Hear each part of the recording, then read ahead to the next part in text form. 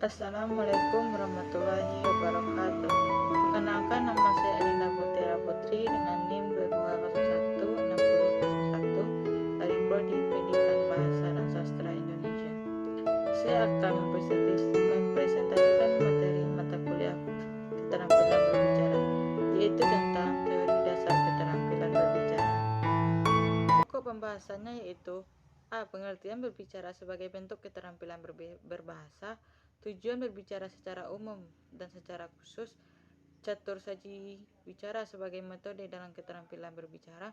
Faktor yang mempengaruhi keterampilan berbicara dan jenis-jenis berbicara sebagai keterampilan berbahasa. A. Pengertian berbicara sebagai bentuk keterampilan berbahasa. Berbicara merupakan kegiatan bahasa lisan yang dilakukan oleh manusia. Berbicara adalah salah satu bentuk keterampilan berbahasa yang harus dikuasai. Keterampilan berbicara adalah sebuah kemampuan berbahasa dan mengucapkan bunyi-bunyi artikulasi atau mengucapkan kata-kata untuk mengekspresikan, menyampaikan ide, pikiran, pendapat, gagasan, dan perasaan kepada orang lain. B. Tujuan berbicara secara umum dan khusus. Berbicara memiliki tujuan untuk mengungkapkan ide dan gagasan, serta pikiran. Secara umum, tujuan berbicara adalah untuk menginformasikan atau melaporkan informasi kepada penerima pesan, membujuk atau mempengaruhi penerima pesan, menghibur, dan meminta khalayak atau penerima pesan untuk memberikan tanggapan dan dorongan untuk menyampaikan pikiran atau gagasan kepada orang lain. Secara khusus, tujuan berbicara itu untuk mendorong orang agar lebih bersemangat, untuk mempengaruhi orang lain, untuk mengikuti dan menerima pendapat atau gagasan mereka. C. Catur cara saji wicara sebagai metode dalam keterampilan berbicara. Ada empat catur cara saji wicara sebagai metode dalam keterampilan berbicara, yaitu yang pertama, metode serta meta. Metode serta meta adalah metode berbicara berdasarkan kebutuhan mendesak tanpa persiapan yang memadai.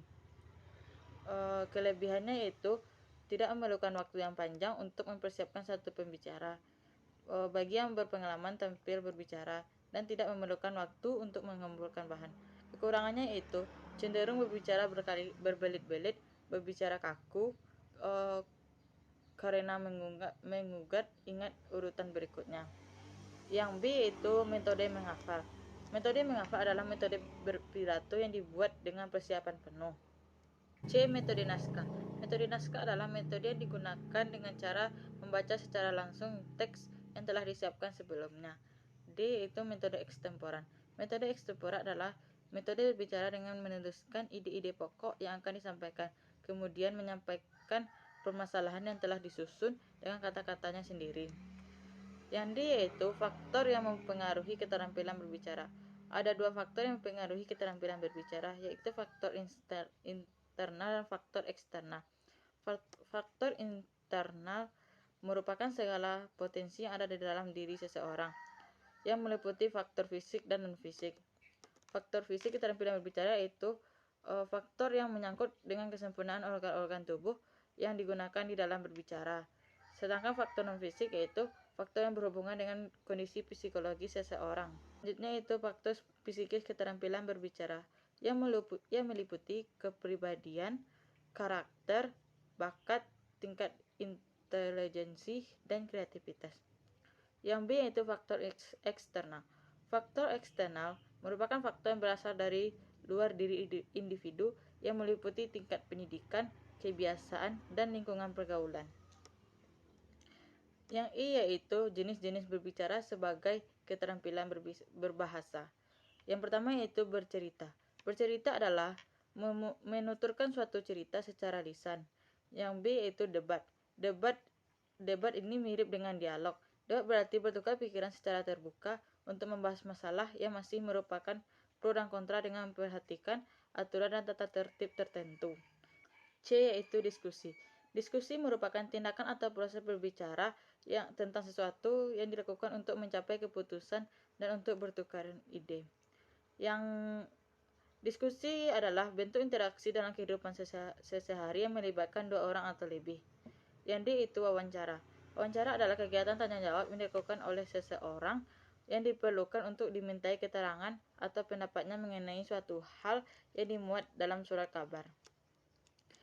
Yang I yaitu pidato atau ceramah.